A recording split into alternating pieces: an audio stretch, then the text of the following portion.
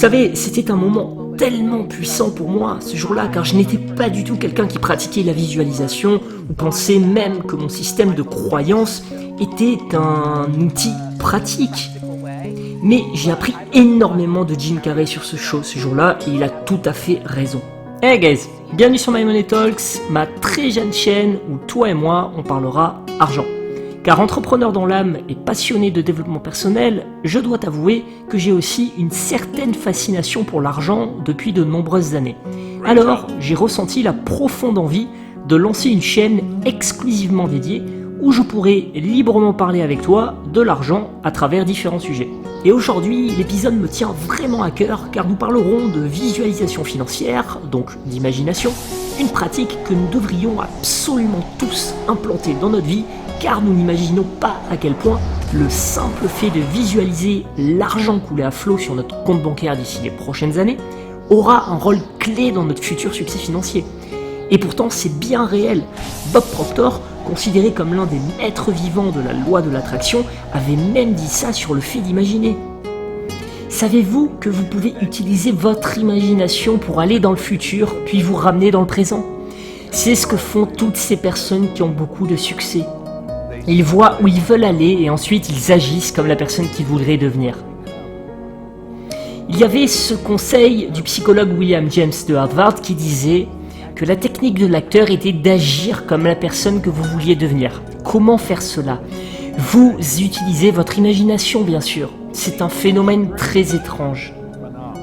Et tu vois, les derniers mots de Bob Proctor parlant de la technique de l'acteur, autrement dit d'agir et de penser comme la personne que l'on aimerait devenir, sont vraiment fascinants. Car dans la petite interview que justement la célèbre animatrice américaine Oprah Winfrey avait donnée à Jim Carrey en 97, eh bien tu vas voir que c'est exactement ce que Jim Carrey a appliqué. Et le résultat, tu le connais, il a généré plus de 100 millions en quelques années. Cette pratique est d'ailleurs reconnue par beaucoup de personnes à succès, en commençant par Oprah Winfrey, qui, soit dit en passant, est aujourd'hui à la tête d'une fortune ayant dépassé le $1 milliard. Bref, place à l'interview, car elle va te raconter ça, et de mon côté, je te retrouve à la fin pour poursuivre notre discussion à ce sujet. Dans la vie, tout le monde autour de vous est un professeur pour vous. Si vous êtes dans une mauvaise relation en ce moment, vous êtes alors un étudiant de comment avoir une meilleure relation. Si vous êtes dans une mauvaise situation avec votre patron, vous êtes alors dans une situation d'apprentissage afin de comprendre comment avoir un meilleur patron.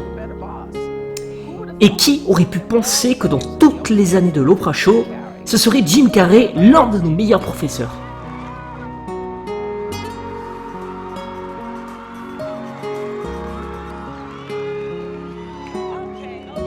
Évidemment, vous saviez finalement quelque part au fond de vous, Jim Carrey, que vous étiez destiné à devenir célèbre, car je pense que c'est vraiment une chose formidable toute cette visualisation que vous avez fait. Avez-vous lu ça ou entendu ça ? Moi j'ai lu que vous aviez l'habitude d'aller sur la rue des Stars, Mulholland Drive, et que vous visualisiez vous voyant comme... Oui, je voulais visualiser des réalisateurs, vous savez, intéressés par moi, et des gens que je respectais, en train de me dire, vous savez, oh, j'aime votre travail, ou des choses comme ça, peu importe. Et je visualisais les choses venant à moi et que je voulais vraiment. Et vous savez, je n'avais rien du tout à l'époque, donc c'était comme ça que ça me permettait de me sentir mieux. À cette époque, je voulais juste me sentir mieux. Et je voulais rentrer chez moi et me dire, j'ai toutes ces choses, elles sont juste là, je ne peux simplement pas encore les toucher, mais elles sont bien là. Ok, donc d'où tenez-vous ça ?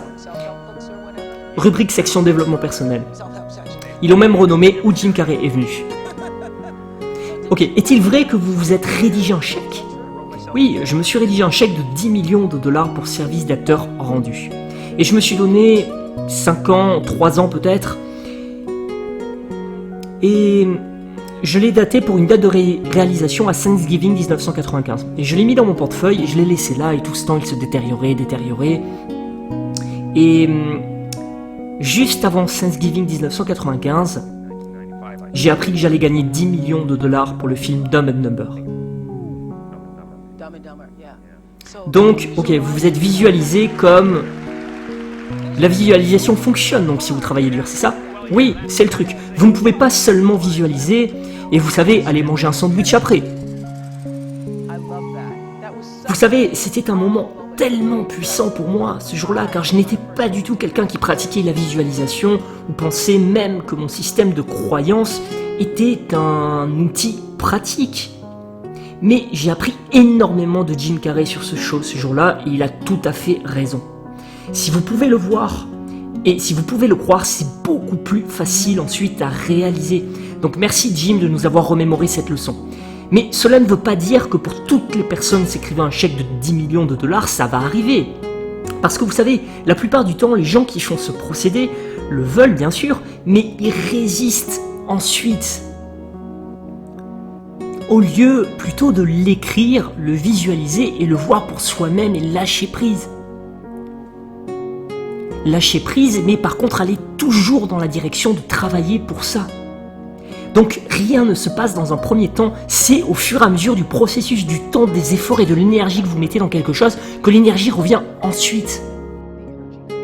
Je ne sais pas pour toi, mais de mon côté, au début, je prenais un peu cette pratique de visualisation et d'imagination à la rigolade, car pour moi, tu vois, le succès financier, c'était plutôt uniquement lié à la quantité de travail qu'une personne pouvait générer, combiné à la qualité des idées qu'elle avait pour prospérer. Mais force est de constater que notre imagination est bel et bien une source d'énergie supplémentaire qui, si bien maîtrisée, peut effectivement aider une personne à prospérer. D'ailleurs, Bob Proctor disait aussi ça à ce sujet. Il y a de nombreuses années, j'ai lu le livre de Napoléon Hill, qui soulignait que l'imagination était la plus merveilleuse et miraculeuse force, la plus puissante que le monde ait jamais connue. Nous pouvons prendre notre imagination et construire une image dans notre esprit de la façon dont nous voulons vivre. Bloquez sur cette pensée maintenant. Ne laissez pas vos résultats actuels avoir quoi que ce soit à faire avec votre imagination.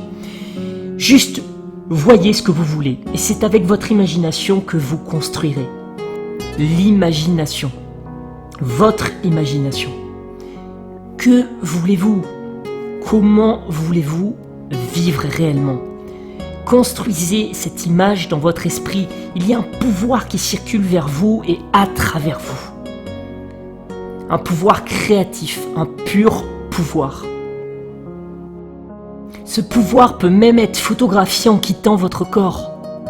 Dans les années 30, le photographe russe Semyon Kirlian avait mis au point une forme de photographie dans laquelle nous pouvions réellement photographier le corps d'une personne et voir toute l'énergie qui se propageait de ce corps.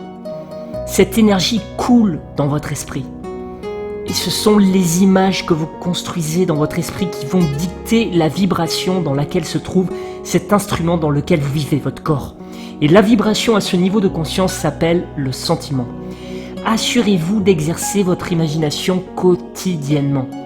Construisez de belles images dans votre esprit de la façon dont comment vous voulez vivre. Puis ensuite, conservez ces images et vivez-les de cette façon. L'imagination. La plus grande nation du monde. L'imagination. Vous en avez une. C'est un outil créatif merveilleux. Il traite le côté invisible de votre personnalité. Personne ne vous verra vraiment. Ils verront uniquement votre corps et ils verront l'excellent travail que vous accomplissez. Assurez-vous que votre travail soit excellent. Et si vous maintenez votre imagination en vie, que vous la gardez active, vous aurez une vie phénoménale. La vie peut s'améliorer de jour en jour et s'améliorera tous les jours si vous utilisez correctement votre imagination. Et quelle idée merveilleuse! C'était Bob Proctor, je vous remercie. Conclusion sur ces belles paroles de Bob Proctor, l'idée serait donc de visualiser chaque jour les objectifs financiers que l'on aimerait atteindre, ou même, pourquoi pas, de se faire un chèque fictif de plusieurs millions à nous-mêmes, avec une date future, histoire de bien nous motiver, un peu comme l'a fait Jim Carrey. Après, comme l'a très bien dit Oprah Winfrey, ça ne fait pas tout non plus, car notre force de travail aura toujours un rôle clé, mais tu vois, À la suite de cet épisode, je suis quand même convaincu que cette pratique de visualisation a un important rôle dans notre succès financier. En tout cas, j'espère sincèrement que cet épisode t'aidera à prospérer.